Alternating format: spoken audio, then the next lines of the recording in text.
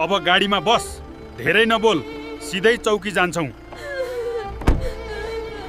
मेरो प्यारो बुढीलाई प्रहरीले लगेछ।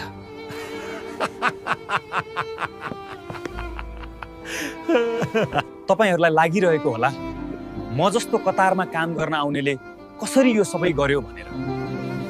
ल सुन्नुस् मेरो कहानी। कतार आएपछि मेरो भाग्यले नै अर्कै मोड लियो। यति धेरै दुःख गरेर कमाएँ, घरमा सधैँ पठाएँ, तर पनि कोही खुसी छैन। यति धेरै माया गर्ने श्रीमती पनि अर्कै केटासँग जान्छे भने म के गरौँ? यो संसारमा बाँच्ने मन नै छैन अब। हे भगवान, म के गरौँ? भाइ आउनुहोस्, एक पटक आफ्नो भाग्य जाँच गर्नुहोस्। कहिलेकाहीँ भाग्यले नै जीवन बदलिदिन्छ। ठिक छ, आज अन्तिम पटक भाग्यमाथि भरोसा गर्छु।